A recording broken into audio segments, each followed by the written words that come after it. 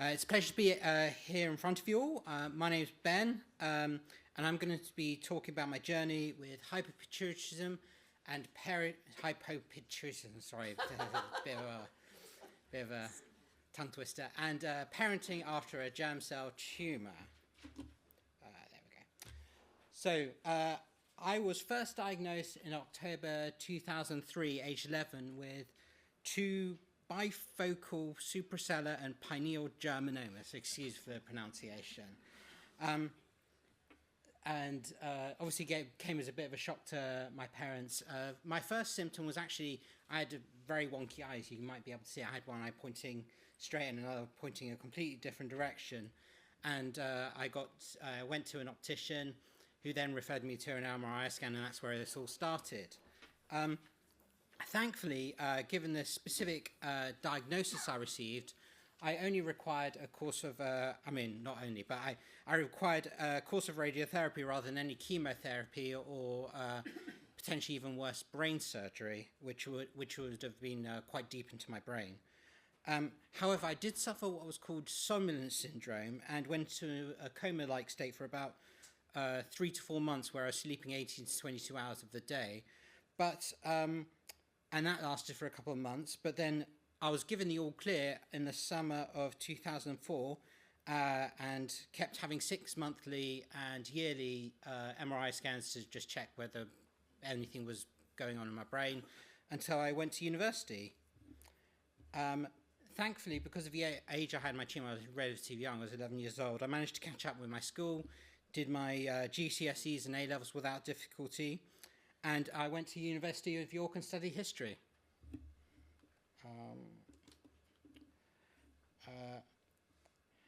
As a result of my, I went too fast. As a result of the placement of my tumour, I still have to take a number of medications, including testosterone supplements, thyroxine, hydrocortisone, and an antidiuretic hormone replacement medicine called desmopressin. Some of you might have heard of it. My current life, remarkably, is quite unremarkable.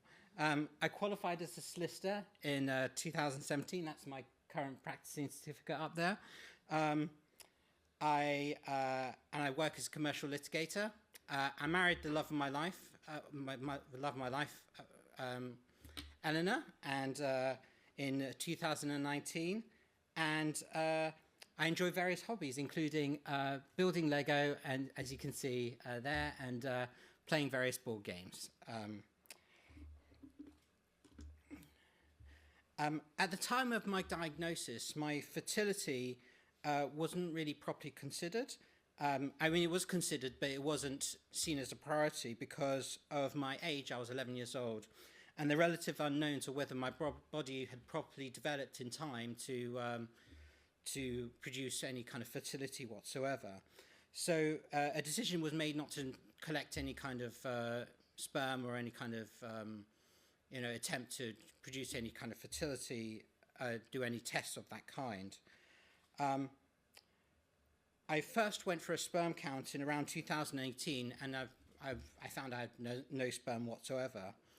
In conjunction with my adult endocrinologist, I was moved from a synthetic testosterone to taking a medication called Gonasi 2000, which was meant to encourage my body to produce its own testosterone. In the diagram, you'll see the LH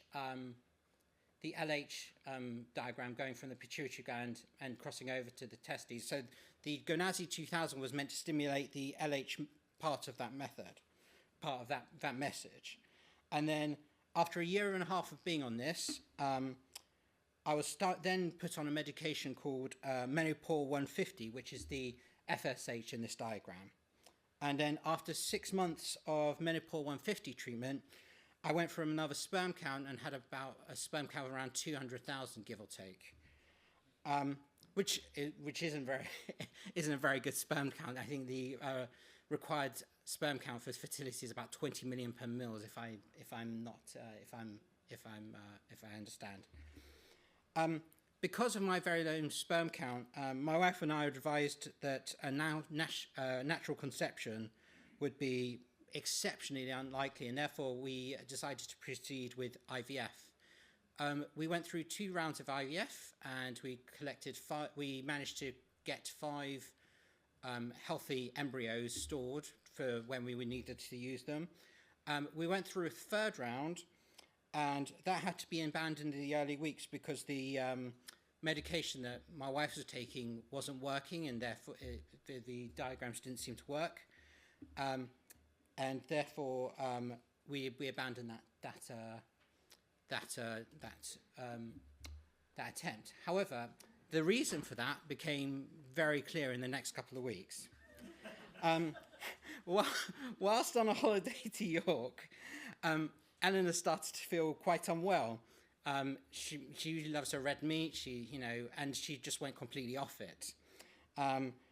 We were meant to restart the IVF process the day after we returned. So as a precaution, Eleanor took a pregnancy test just to see what was going on. And as you can see, the pregnancy tests, they were pretty clear. But it turned out Eleanor was not only pregnant, she'd been pregnant for about 7 weeks, which was completely unexpected and came as a massive shock to us. And it also came to a shock to all of the doctors who'd said we should go for IVF, as you can imagine. Despite some complications during the pregnancy and arriving 6 weeks early, our first child, Izzy, was born happy and healthy. She was originally called Sigourney because, as you can see from the scan picture, she does look a bit like an alien. That was her nickname for the pregnancy, but she's called Izzy. And as you can see, she was a very small but very cute baby. When we decided to expand our family, I went for another sperm count, and it turned out my count was actually increased to 12 million. So we decided, which wasn't bad, but still not great, but we decided, given our success the first time, we would go for a natural conception the second time round. And after about 3 months of trying, we got pregnant again. And as you can see, this one became Ripley for the same reason as the first one. And our second child was born, Tilly. Tilly was not such in a rush to join us. She had to be induced at 38 weeks and 6 days, and spent the first 11 hours of that induction doing nothing, and then within half an hour, she was born. She was born in the middle of Eleanor being transported from the maternity ward to the labour ward, to the shock of everyone who was transporting her.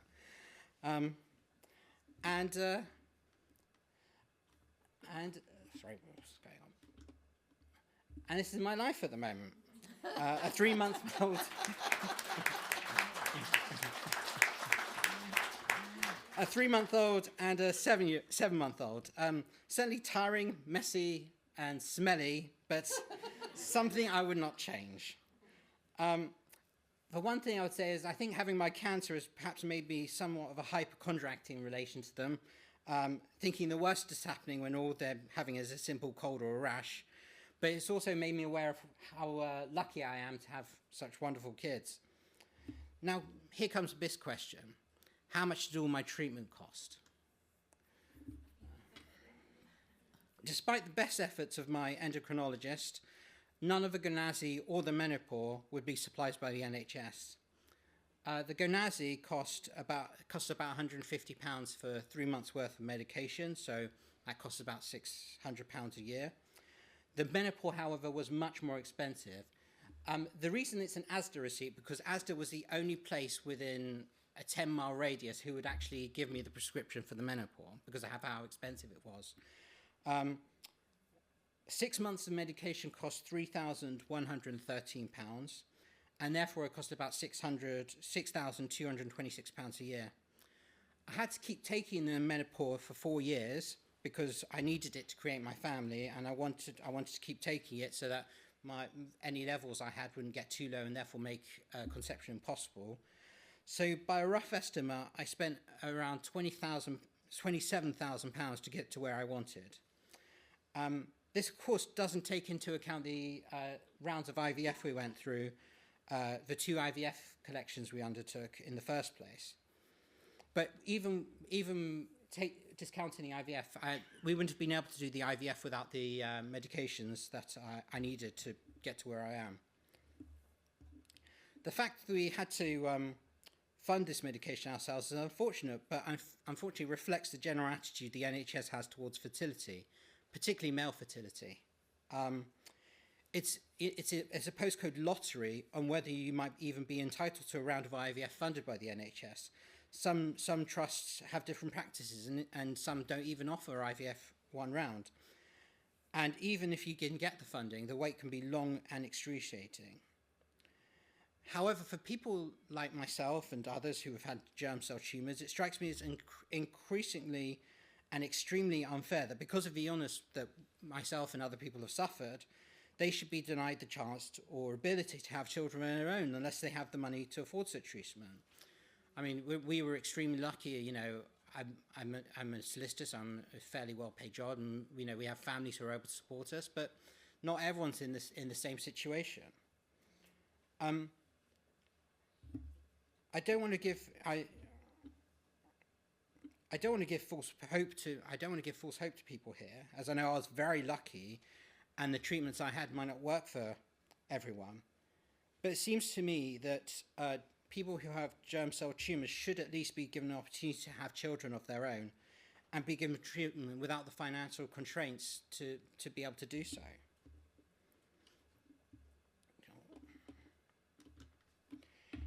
Despite all this, there is no question that the money spent on the medication was very much worth it, with every smile and laugh of these 2 paying back significant dividends. As I said before, my life now is quite remarkably unremarkable, and that's how I tend to keep going with it with my newly formed family. I'm happy to take any questions.